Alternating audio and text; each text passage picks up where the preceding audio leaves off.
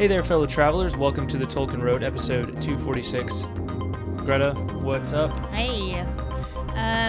Geez, that question always catches me by surprise, and I don't know why.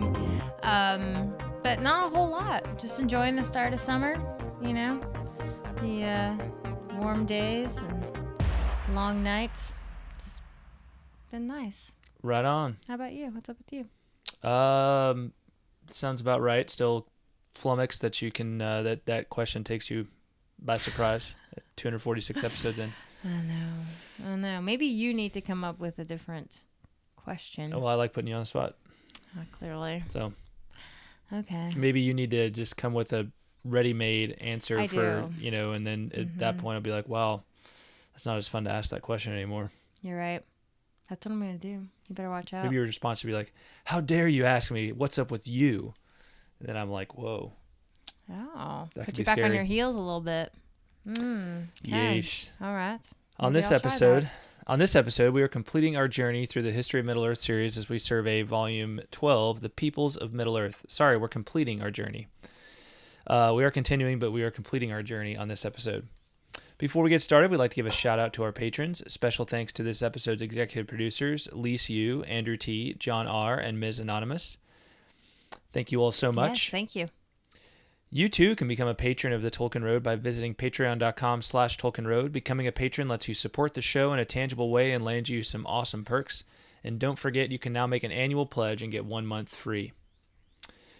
All right. Subscribe, rate, and review us on iTunes and other podcasting platforms. Leaving us a 5-star rating and a review helps get the word out about us.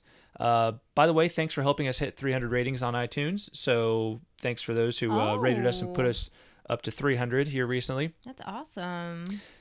Now that we're at 300, we need your help getting our average rating up from 4.5-ish to 5-ish, right? Man, so you just keep the challenges coming, Johnny. Well, I think I'm not complaining. I think our listeners are the type of people that respond well to a challenge. I agree. So, I agree. I mean, most of them have read the Silmarillion, so that's true. Enough said. That's true. And look, I mean, they've hung with us. If they're listening to this right now, they've hung with us through the History of Middle-earth series. So right. Oh, boom. Sorry. Yeah. My bad. Got it with their giant water bottle here. So.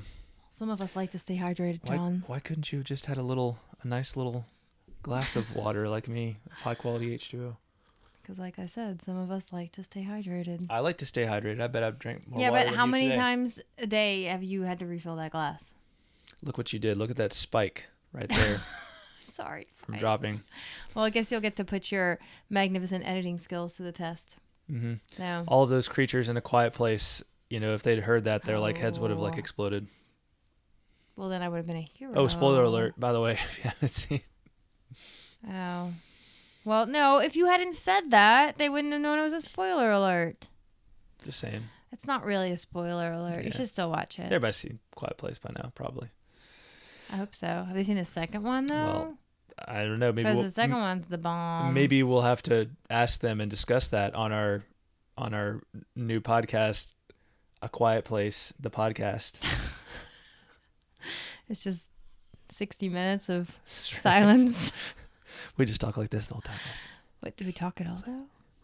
We just talk very quietly, and you have to watch us, and we make silence. Or maybe we being loudmouths about The Quiet Place. Maybe that's the name of our podcast. I don't know. I'm a little lost. But anyway, my apologies for my giant water bottle. Yeah, well, there go our getting us up to 5 stars-ish. We need your help. I bet our listeners will still do it. We need your help getting us up to 5 stars-ish on, even more so on now. iTunes. Which means if you are a 5-star kind of person, let the world know. It's super easy, and the negative voices are drowning you out. Don't let them drown you out. So are they? Are the negative voices? Well, I'm just saying, every time somebody leaves a 1-star or a 2-star, it drags the rating down, So we need all of the army of 5-star raters to go on there and make it happen. And then it'd be like, shut up, 1-star person. We need the Rohirrim of 5-star reviews to show up. Boom. What Greta said. Yes. There you go. Be the Rohirrim for us, guys. Mm-hmm. Be the Rohirrim. Mm-hmm. Right. Indeed. It's my motivational speech for the day. It's good. That was a good one. Thanks. That'll win national championships right there. It's time for the weekly Tolkien Road Air 5 for all those watching us on YouTube. YouTube. Oh, yeah, we need to do that first. All right. Oh. YouTube.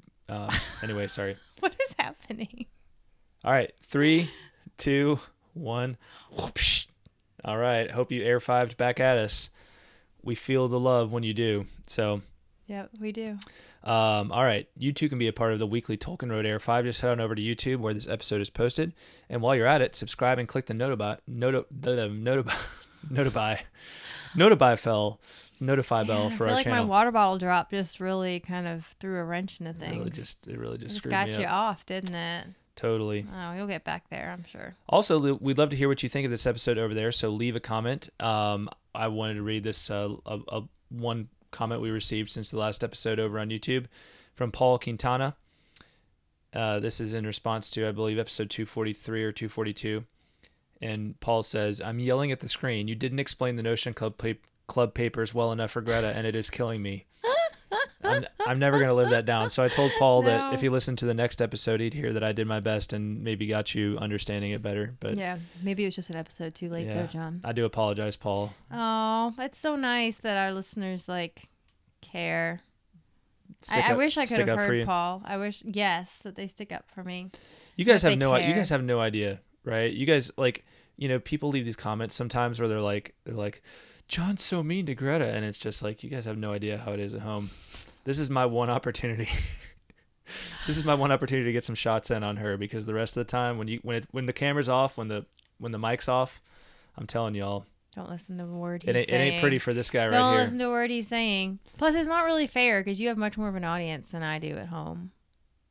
What do you mean? When I'm taking shots at you, I have max of 3 people to witness. Well, 3 people and 2 cats. Yeah, but it's the 3 people that matter most to us in the world.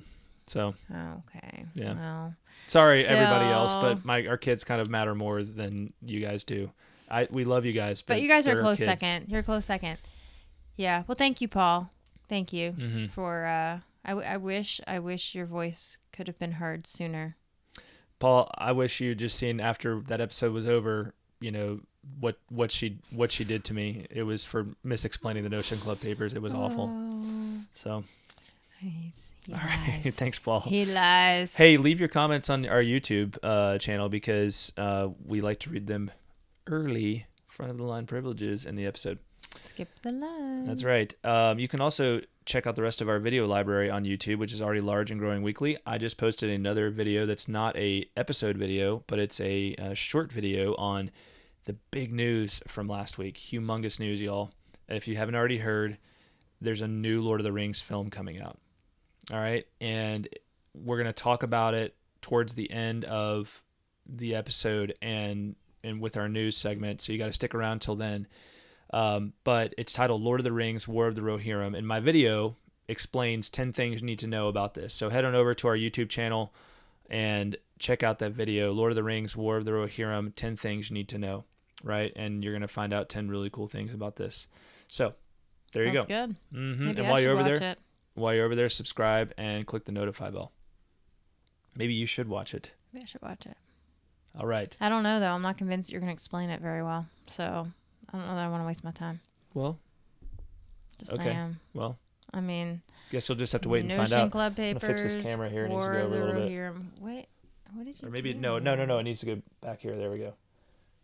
There we go. Now I feel like Greta was kind of off center, so. I don't mind being off. Because I move it when it's just me, because of where I normally sit. So, yeah. I'm okay with being off center. Just FYI. No, I think I will watch it. I think I will, because I want to know about the movie. Yeah, it's going to be, I am pretty excited about this one. So, cool. Yeah. So we're going to talk about the news at the end. So we'll save it all for then. I want to jump in because I'm pretty excited about it, but I'm going to save it till the end. Sounds good. All right, Greta. Ready. This Yikes, show guys, is rife, what is happening? This episode is rife with gaffes and technical difficulties. So it all started with the water bottle. It's kind of this is kind of got some old school Tolkien Road vibes here, We're doing a throwback episode. Man, going back to the early first 100 episodes here with some of this stuff. All right, Greta. Yeah. Ready? Yeah, I'm ready. Greta, you ready? Let's do it. You ready to meet the peoples of Middle Earth? All right. I think I already know them, but okay. Well, just saying. There's a lot of them. Probably don't know all of them. That's In probably this true. episode, we're surveying the Peoples of Middle-earth, which is the 12th and final volume in the History of Middle-earth series. Yeah, this has been a marathon. It's been a marathon. So this is like the 26th mile.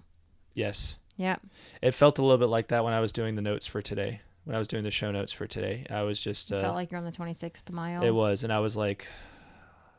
Yeah. Because I've got, we've got a few episodes in the can that I can just like throw out and, and being like, here's the latest episode. But I'm like, so I was like, do I really, maybe we just want to wait and, and I'm like, no, persevere, finish strong. All right. All right.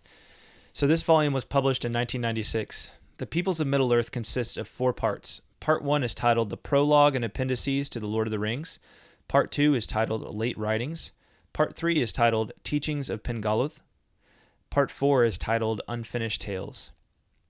So as with past episodes in this series, we'll give a brief overview of each part and look at some highlights, starting with Christopher's foreword. All right. So in the foreword, Christopher reflects back on the History of Middle-earth series. So remember, this is 1996, so he's been writing this thing for, if you include Unfinished Tales, I mean, it's been close to, I think it's something like 16 or 17 years at that point. Wow. That he'd been working on this whole series. So that's a pretty large chunk of somebody's life to be working on one project. So, in the foreword, he has a couple of interesting things to say. So this is the first thing.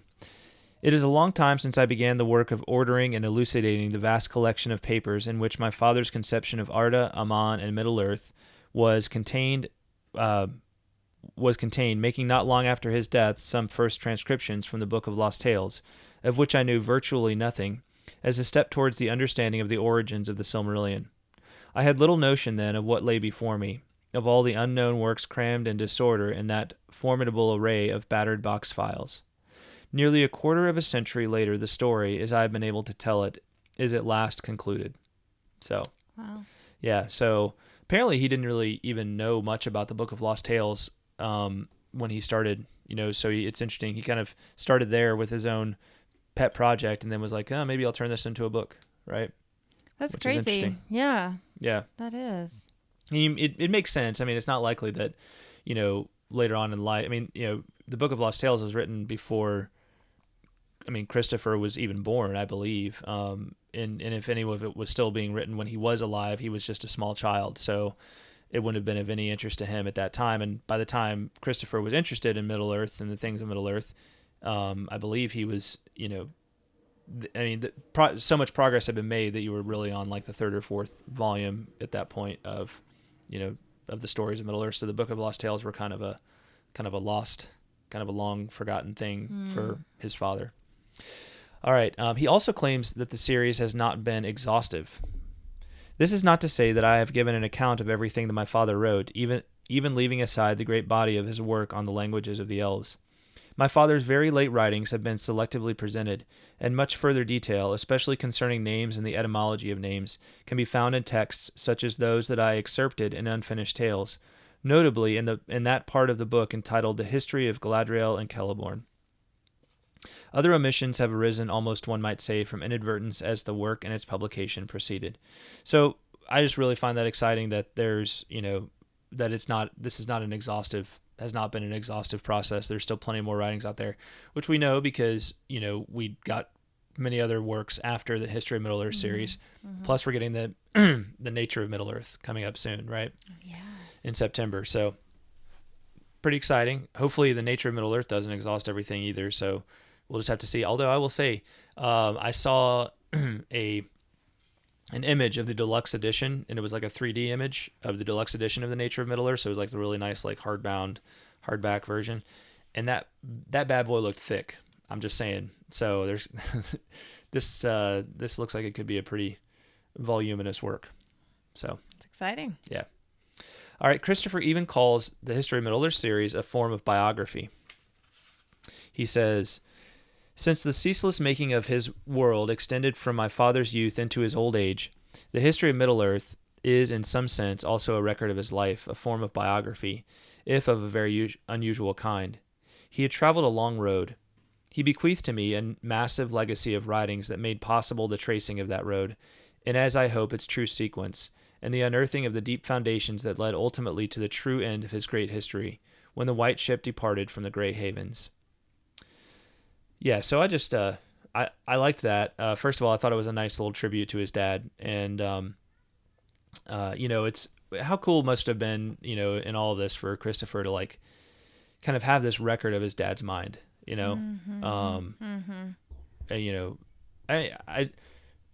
not to make it about me, but I will just say personal testimony is having, just lost my father a few months ago, as many of you know, like to have had something like that, to just go back when he's gone, and to be able to like just see this record of his thought, in this intimate detail what a huge blessing that would be, just on a personal level, regardless of the fandom that wants to see these things, So it's a special connection. Absolutely. It's like a piece of him is still here, because not only are you reading what he wrote, but you're seeing his handwriting too, because this was in the age before typewriters, or maybe not typewriters, but computers and stuff. So a lot of it was handwritten. And all of it was probably handwritten, right? Yeah. So, well, a lot. Well, no. He would have typewritten a lot of stuff too, but he still has some handwritten stuff. Oh, for sure. Yeah. But yeah, I was just thinking, like, it's kind of like, it was his dad's tree, or his leaf, right, by Nigel, right, that he's able to leave there, and but instead of just getting the leaf in this case, he's got like the whole forest of stuff, so to get lost in. So I'm sure for a lot of us going through these certain things, this is a very challenging series, and it's hard to find the nuggets in it. But I'm sure for Christopher, it was hard work, but it was very worthwhile on a personal level, definitely. To be able to just have the time and know I can spend my time going through all of my dad's writings, and I'm going to, my time doing that is going to pay for itself. Right. Oh, and then some, right? Yeah. Because this series is going to be in every bookstore around the world, and it's going to sell People a lot of copies just based on the name on the spine, Yep. Yep. So time well spent. Yeah. Anyway, but I also just like the notion of Christopher referring to this as his dad's road, because we're the Tolkien Road, right? Road. So I feel like we kind of seeing a little bit of a mind meld there with Christopher, which I'm happy with. So cool stuff. Same. So I'm happy with that too. Nice. Yep. I'm glad that we're both happy. I'm happy that we're both happy. I am too. Well, we're both happy that we're both happy. That's fantastic. I know, it is fantastic. Okay, let's look at some various parts. I'm sorry, I cut you off with the very last word, but yes. That's okay. You don't have to apologize. Okay, all right. It's fine. I'm not hurt. You don't have to apologize, because I'll make you pay later. Oh man. All right. Okay, let's look at the various parts. Part 1 is the prologue and appendices to The Lord of the Rings. All right, so this part consists of the following subparts.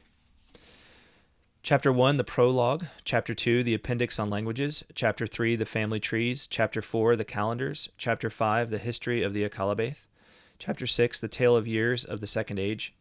Chapter 7, the heirs of Elendil. Chapter 8, the tale of years of the Third Age.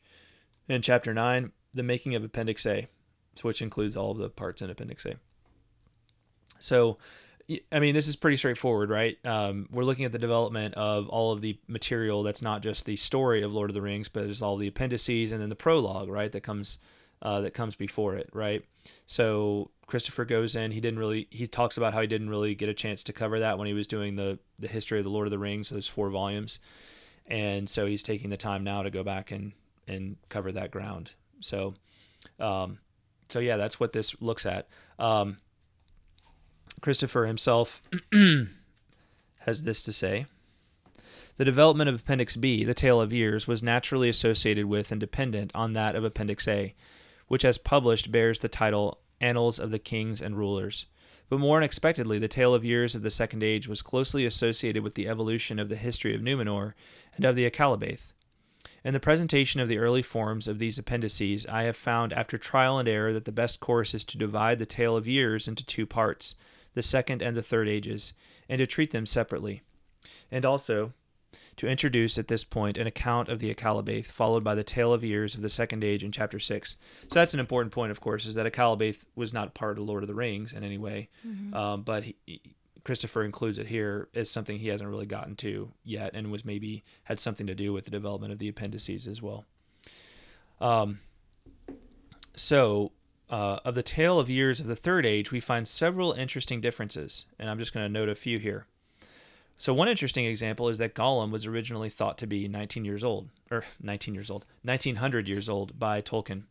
All right, so if you'll recall from the actual appendices, the timeline is more like, he's more like 400 or he's around 500 years old in round numbers, right? Is what we eventually settled on. But originally, Tolkien was thinking he's like 1900 years old, because he notes in the original Tale of the Years, he notes, Daigle finds the ring about 1100 years after Isildur's death. Gollum therefore had the ring for about 1900 years, right? So Gollum... Well, he would have been older than 1900, right? Because he well, didn't find the ring. Roughly 1900 years. Well, how old was he when he found the ring? Well, he was a hobbit of normal age, right? So he wouldn't have been more than like 100, probably much younger. So maybe, so no more than 2000, I guess, total. Yeah. Okay. So. Still old. Yeah. Still very old. For sure. Yeah. I mean, 500 is still old, but it's not as old as 1900. So in the actual book, what was decided on was 500. Is that right? Roughly, yeah. So remind me, hobbits' average lifespan is what? Well, Bilbo, of course, lived a little bit longer. Yeah, because he went to the Great Havens, but he was 100. He's 111 at the beginning of Lord of the Rings, right? And then lives on to how we don't know how long, but he starts aging very rapidly after he gets rid of the ring, or after he gives the ring to Frodo. Right. Okay. So it would have been the ring that preserved Gollum that long. Oh yeah. Oh, for sure. Okay. Just wanted to clarify. Yeah. Excuse me while I clear my throat. All right. Yeah, so there's that. And then also the Tale of Years is laid out here gives a lot more info, especially in certain aspects. For example, while in the finished version we find 2 short sentences about the arrival of the Astari, the wizards, in 1100, here we find the following. About this time, the Astari, that is, the wise men or wizards, appeared in the westlands of Middle-earth, so this is circa 1000 Third Age. It was not known whence they came, unless to Cirdan and Elrond. But afterwards, when it was revealed that the shadow of Sauron had first begun to take new shape at this same time, it was said by many that they came out of the far west, and were messengers sent to contest the power of Sauron, if he should arise again, and to move all good folk and kindly creatures to resist him. The wizards appeared none the less in the likeness of men, and resembled men in most things, save that they were never young and aged, but slowly, and had many powers of mind and hand. Save that they were never young and aged, but slowly, and had many powers of mind and hand. For long they journeyed far and wide among elves and men and all speaking folk, and held converse also with beasts and birds. They did not reveal their true names, but used those that the peoples of Middle-earth gave to them.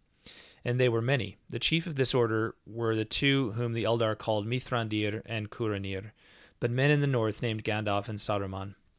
Of them Mithrandir was closest in council with the Eldar and with Elrond. He wandered far in the north and west and never made for himself any lasting abode. But Curanir journeyed often far into the east, and when he returned he dwelt at Orthanc in the ring of Isengard.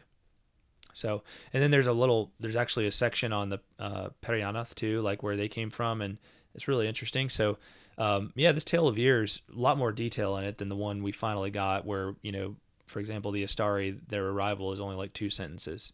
So, some interesting stuff here for sure. I kind of wonder why it got edited out, but maybe he used it in other parts that I'm not thinking of. So there you go. That's part 1. Fascinating details on the Lord of the Rings appendices. So if you're an appendices kind of person, that's where you want to go. Part 2 is titled Late Writings. The contents here are as follows. Of Dwarves and Men is Chapter 10. Chapter 11 is the Shibboleth of Fëanor. Chapter 12 is the Problem of Ros. And Chapter 13 is titled Last Writings. And there's a couple of different short writings in there. These are essentially essays that Tolkien wrote later in life. Of Dwarves and Men is something of a history of the early dwarves and men and of their relations with one another. Let's see. So like the dwarves' relationship with men. With men, right. Yeah. Here's a little excerpt from it. It was long before the Longbeards, who were a group of dwarves, felt any need to learn the language of their neighbors, and still less to adopt names by which they could be known individually to outsiders. This process began not in barter and trade, but in war. For the Longbeards had spread southward down the vales of Anduin and had made their chief mansion and stronghold at Moria, and also eastward to the Iron Hills, where the mines were their chief source of iron ore. They regarded the Iron Hills, the arid Mithrin, and the east dales of the Misty Mountains as their own land. But they were under attack from the Orcs of Morgoth. During the War of the Jewels and the siege of Angband, when Morgoth needed all his strength, these attacks ceased. But when Morgoth fell and Angband was destroyed, hosts of the Orcs fled eastward seeking homes. They were now masterless and without any general leadership, but they were well armed and very numerous, cruel, savage, and reckless in assault. In the battles that followed, the dwarves were outnumbered, and though they were the most redoubtable warriors of all the speaking peoples, they were glad to make alliance with men. So there you go. Okay. So lots, pretty long essay actually. So interesting stuff for. There was several other interesting passages that I'm not going to read, but just concerning like the origins and like kind of the mysterious nature of the origins of the dwarves and of men, and maybe some answers to some questions, right, that you might have. All right, the next chapter of part 2 is of the Shibboleth of Fëanor. Christopher explains as follows. The most remarkable example of this is the following essay arising from his consideration of a problem of historical phonology, which records how the difference in pronunciation of a single consonantal element in Quenya played a significant part in the strife of the Noldorn princes in Valinor. It has no title, but I have called it the Shibboleth of Fëanor since my father himself used that word in the course of the essay. Yeah, so Greta, do you know what a shibboleth is? The word is vaguely familiar to me, but I can't remember what it is. I actually did know this because I just heard it a long time ago, but it's actually a biblical term. So a shibboleth, going to Wikipedia here it is. The term originates from the Hebrew word shibboleth, which means the part of a plant containing grain, such as the head of a stalk of wheat or rye, or less commonly, but arguably most appositely, flood torrent. So you're thinking to yourself, wait, Fëanor was into agriculture? No. The modern use derives from an account in the Hebrew Bible in which pronunciation of this word was used to distinguish Ephraimites whose dialect used a differently sounding first consonant. The difference concerns the Hebrew letter shin, which is now pronounced as I won't even bother with that. In the book of Judges, chapter 12, after the inhabitants of Gilead, under the command of Jephthah, inflicted a military defeat upon the invading tribe of Ephraim, the surviving Ephraimites tried to cross the river Jordan back into their home territory, but the Gileadites secured the river's fords to stop them. To identify and kill these Ephraimites, the Gileadites told each suspected survivor to say the word Shibboleth. The Ephraimite dialect resulted in a pronunciation that to Gileadites sounded like Shibboleth, or Sibboleth. So the idea here is that there's a word and different groups of people pronounce it differently, and it serves as kind of a password, right, or a way of identifying where someone is from. So in my case, being from Louisville, Kentucky, right, whenever I tell people that I'm from Louisville, some people look at me weird, like, where are you from? And then, and I'm like, oh, Louisville, right? But if you are from Louisville and you hear somebody who claims to be from Louisville say they're from Louisville, you're like, you're not from Louisville, right? You're not even from Louisville. Yeah, right? So, goodness gracious. Sorry. All right. Blowing out eardrums today. It was your idea to I know, have it on my because chair. it's a big metal flask, and it's going to make a bunch of noise on the desk, too. I'll be very careful. Just like you. So anyway, that's the idea of a shibboleth. So this is, I would call it a philological essay, but, it's a... it's written in terms that are going to be more interesting than just a dry academic philological essay for us Tolkien fans. More interesting, you said. Right. Oh, yeah, okay. because it's written, it's about the history of Middle Earth, right? Right. Okay. Gotcha.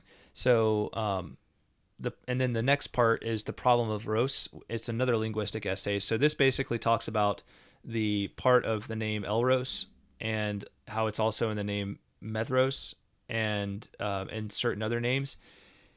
And I guess it talks about a problem that Tolkien had with the etymology of that. So again, linguistic essay, probably more interesting than your average linguistic essay for us Tolkien fans, but maybe not the first thing I'm going to go. It might be a few hundred more episodes before I get to the problem of Ros. So, or maybe not. We'll see. And then last writings consists of a small collection of late manuscripts. We get writings on Glorfindel, Cirdan, and perhaps most interesting, the Five Wizards. And this is really cool. We get different names and really interesting info for the Blue Wizards. All right. So the mysterious Blue Wizards, right? The wizards we know like little to nothing about. Mm-hmm. Check this out. The other two came much earlier, meaning the Blue Wizards. So this is Tolkien in a note, right, saying this. The other two came much earlier, at the same time probably as Glorfindel, when matters became very dangerous in the Second Age. In the Second Age? Glorfindel was sent to aid Elrond and was, though not yet said, preeminent in the War of Eriador. But the other two Istari were sent for a different purpose. Morenetar and Ro-Mestamo, Darkness Slayer and East Helper. Their task was to circumvent Sauron, to bring help to the few tribes of men that had rebelled from Melkor worship, to stir up rebellion. And after his first fall, to search out his hiding, in which they failed, and to cause dissension and disarray among the Dark East. They must have had very great influence on the history of the Second Age and Third Age in weakening and disarraying the forces of East. Who would both in the Second Age and Third Age otherwise have outnumbered the West? Whoa. And I remember hearing a rumor about this a few months ago, and I don't know if anything's been confirmed. I don't believe it has, but there's been a rumor floating around for some time that the Blue Wizards are going to be a part of the Second Age, or the Latron Prime. Now, for some people, when you hear that, you're like, wait a minute, that's like, you can't do that. Or can you? Apparently, Tolkien himself said that they came in the Second Age. So, wow. Yeah. We might get the Blue Wizards and Latron Prime. That would be kind of cool. That would be very cool. I mean, let's be honest. There's hobbits. We all love hobbits, and so that's a big draw for Tolkien. And then there's Gandalf. And if you can't have Gandalf, you need to have some wizards, right? I mean, they're a huge draw. Yeah. So they're so cool. Very much so. So, but I love that they're Darkness Slayer and East Helper. I know. I like that. I like Darkness Slayer. Yeah. It's cool. I definitely want to get Morenetar in there, right? Darkness Slayer. That would be very cool. That would be. All right. So, and I think we'll probably get to the Glorfindel and Cirdan chapters probably sooner rather than later. Those sound really interesting. I'd love to just kind of do an exploration of both of those characters, everything we know about both of those characters. So, yeah, it really sounds like Tolkien was spending the last years of his life delving into some of the major outstanding mysteries. You know, wish he could have stuck around for a few more years.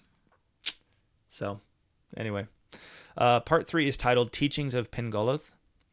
And so this is the title of it is actually Dangveth Pengolo, and it's subtitled as follows.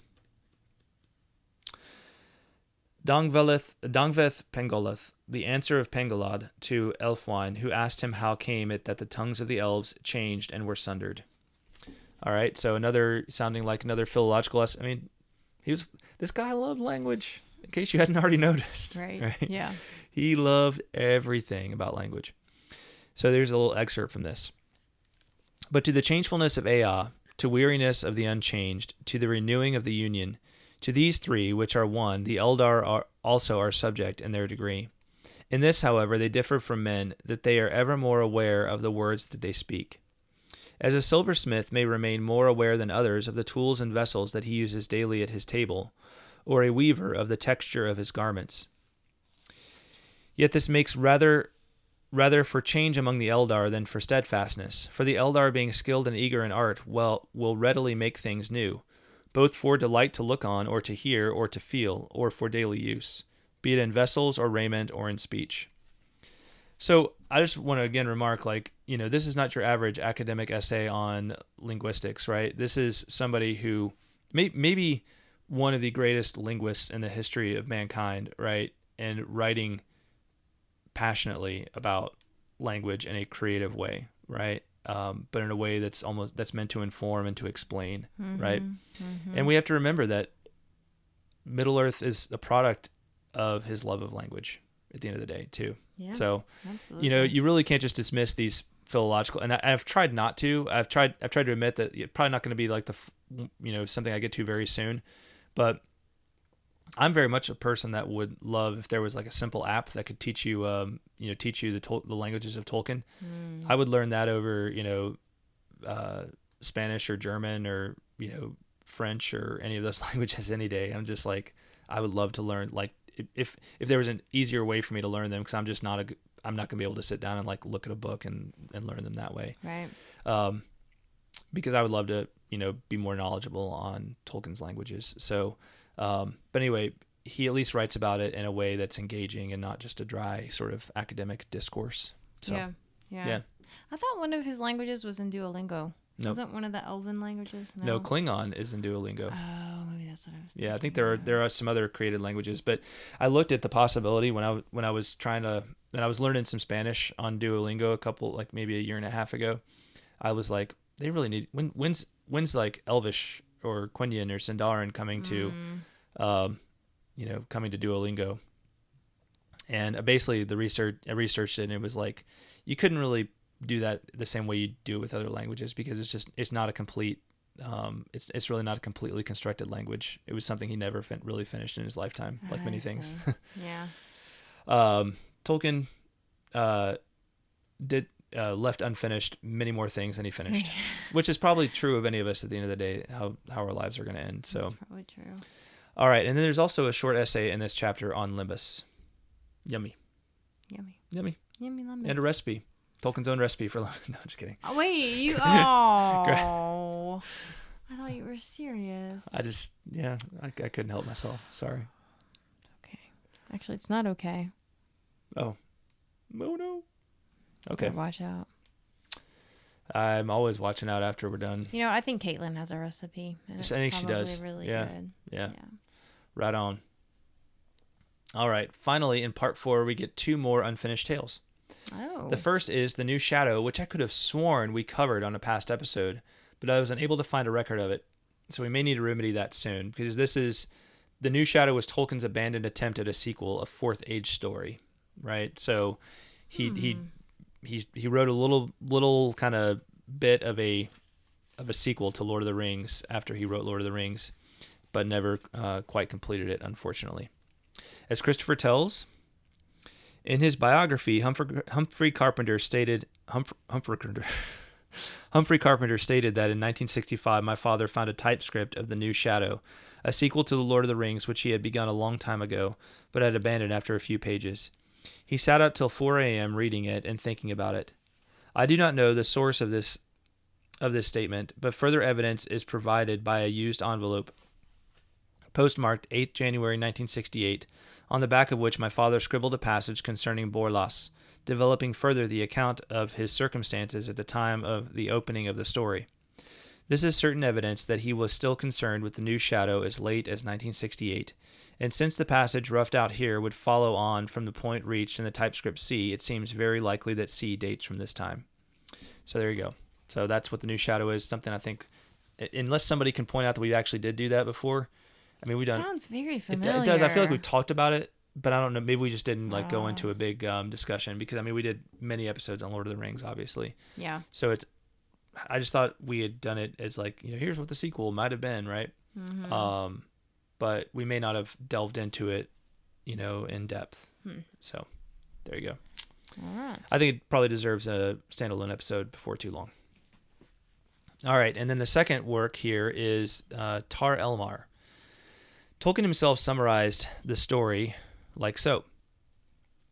Beginnings of a tale that sees the Númenóreans from the point of view of the wild men. It was begun without much consideration of geography or the situation as envisaged in The Lord of the Rings. But either it must remain as a separate tale only vaguely linked with the developed Lord of the Rings history, or, and I think so, it must recount the coming of the Númenóreans before the downfall and represent their choice of permanent havens. So the geography must be made to fit that of the mouths of Anduin and the Langstrad. So another one I think would probably be good to visit sooner rather than later, if for nothing else, because it also gives us the flavor of the Second Age, much like the Mariner's Wife did, and also it gives it from a different perspective, right? It's going to give it from a perspective of different people than the Númenóreans. So that's interesting. Yeah, that would be very interesting. All right, Greta, we did it. We surveyed the history of Middle-earth and survived the history of Middle-earth. I feel like we should mostly say you did it. Yeah, well. Because I just sat here for a lot of it. Yeah, well. And said things like, absolutely. Moral support. Boom. Yes. Good. Nice. Well done. I appreciate the moral support. Absolutely. Yeah. All right. Well, what do we do now? So for starters, I need to go through my notes from these and organize them into individual sections, which we will cover on future episodes. So meaning like pick out the good stuff, right? Pick out the really interesting stuff. Yeah. I'm also going to have to remember to keep the History of Middle-earth Index handy, because that's like the 13th volume. And it's just an index of the entire series. And so it's going to be useful to go back and when I'm researching things in the future and be like, okay, what did Tolkien have to say about this topic? But there's a lot of really fascinating stuff to go deep in. I mean, there was several episodes worth just in this chapter, in this volume alone. And I can remember earmarking certain things on the past 11 volumes and saying we really need to get into that.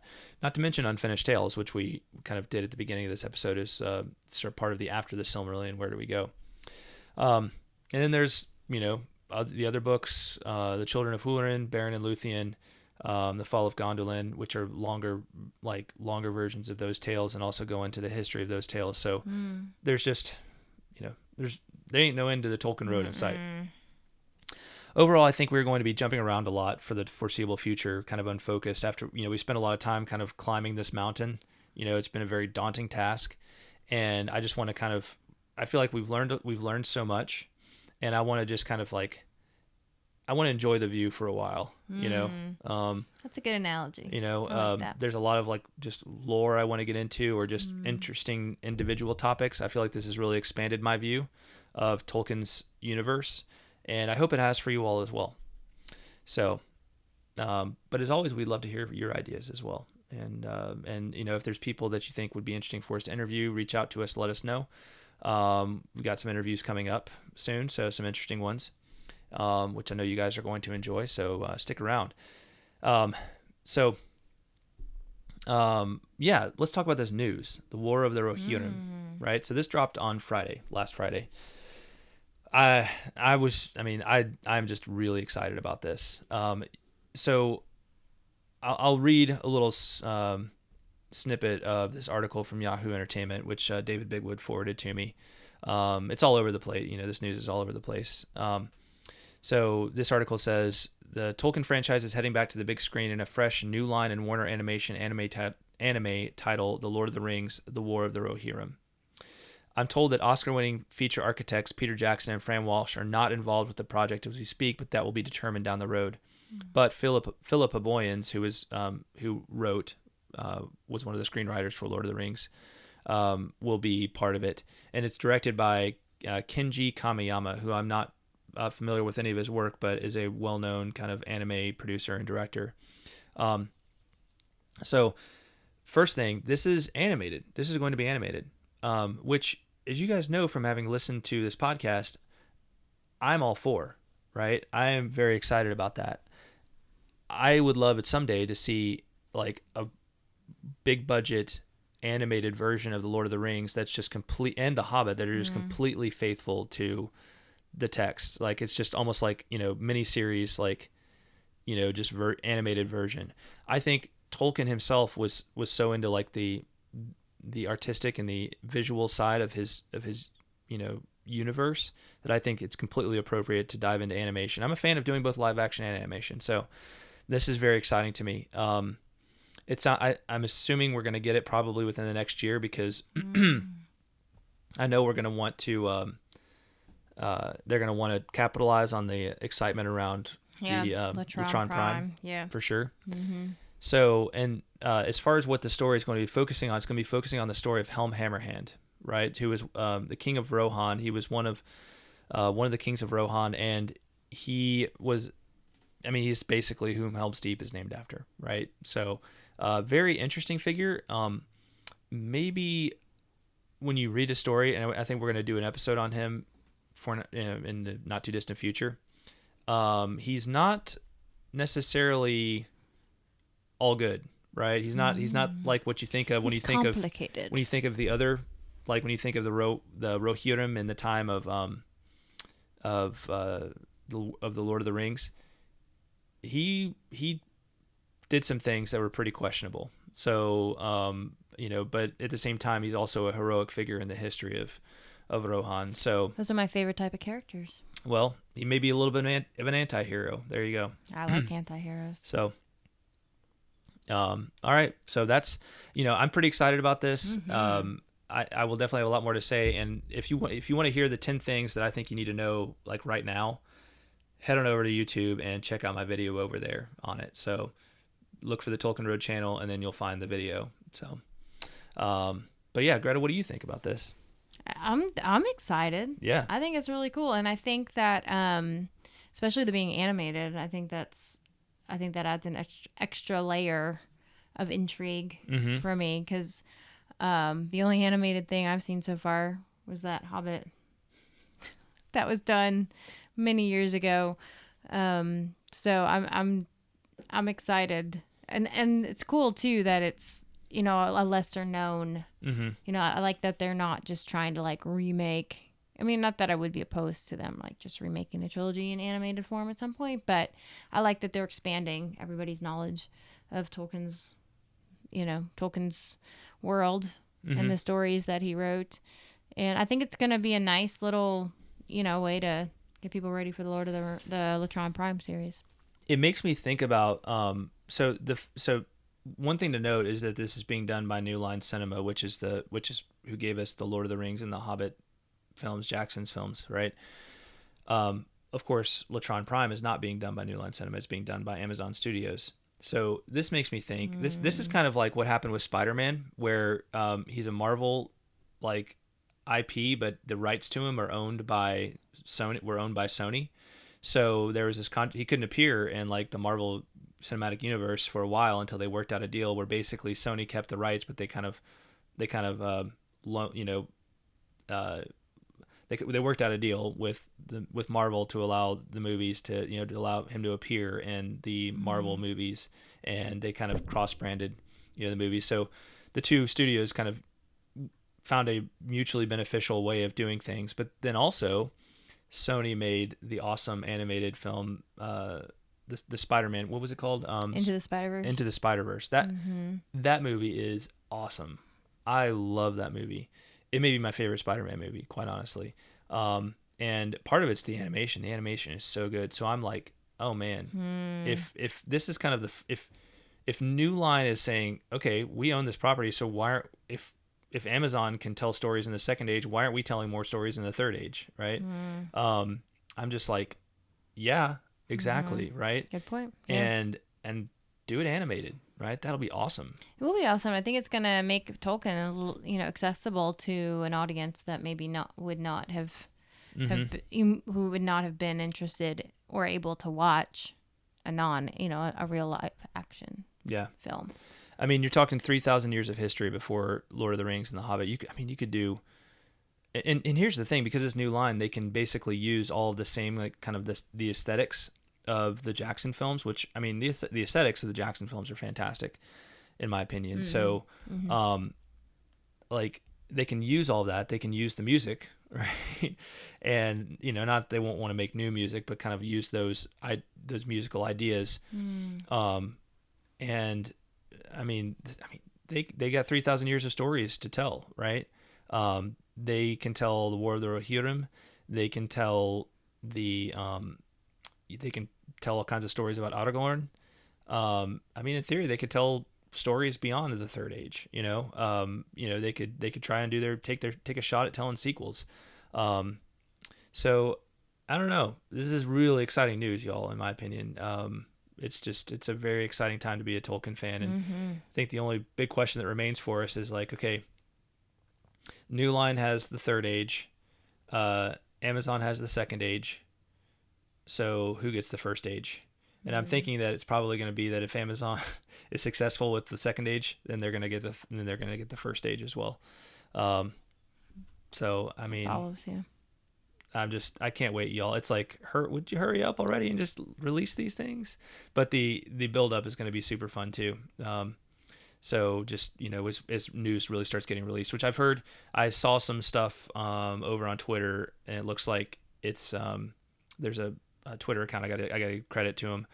Twitter account, Fellowship of Fans. I think it's also a YouTube channel that somehow got hold of like some kind of marketing plan from Amazon Studios, and it sounds like we're going to start hearing a lot like towards the end of this year. Oh, so yeah, all it was right. like very detailed. Like, we're going to production needs to be finalized on the first season, completely done by this date, and then we're going to start releasing teasers and trailers and all these kinds of things. So Lots of good stuff man, to come. yeah, stay tuned. All right. Yeah, so we talked a lot about, we had a lot of news just talked about, so that's that, and then we're going to I think we're going to hold off on any more correspondence, except I will mention this because you brought up college baseball a couple of episodes ago, Greta, that we were into some college baseball right now. Yes, yeah. And we had a note from one of our patrons, Jonathan D. And Jonathan said, 100% agree about the greatness of college baseball. Go Tigers, right? And so that's the GAUX go. That's the Cajun go, right? That's how you know that LSU Jonathan fan right now, knows what right he's legit. It's a shibboleth. It is a shibboleth. That's what I was going to say. It's a written shibboleth. Yeah, it is a written shibboleth. That he's a legit LSU fan. Oh yeah. Jonathan, I just have to say, it's for two people who live in Tennessee. We're not really Tennessee fans, but sorry. Yeah, that's right. I forgot that LSU wasn't in it anymore. Yeah, Tennessee beat LSU. Yeah. So, well, it was good. They put up a fight. Our neighbor's a huge Tennessee fan, so we'll go egg his house for you. Because you're our patron. But actually we won't, because he gives us homemade beer and it's delicious. And he's a really good guy. And he is a really nice guy. And they've had a lot of Tennessee's had a lot of difficulty it's in their nice other to see programs. Tennessee succeeding at something. Yeah. It really is. But I feel for you, Jonathan. I really do. Jonathan, awesome to hear from you. We're Oilers fans, so we get it. Oh yeah, it's sad. I think LSU season is way better than the Orioles has been so far. So. Oh, Ben McDonald, commentator for the Orioles and former LSU player. Yeah, that's correct. Wow, I like how you linked that all up. All right. Good stuff. Thanks for the note, Jonathan. Yeah, thanks, Jonathan. And the College World Series starts Friday. So Saturday. Oh, you told me Friday. Yeah, I was wrong. It's Saturday, but then it goes for like 10 days. Okay. Yeah. All right. Well, that'll be exciting. Yes, indeed. All right. Thanks for watching, everybody. We'd love to hear from you. TolkienRoadPodcast@gmail.com, TolkienRoad.com, Facebook, Twitter, YouTube, etc.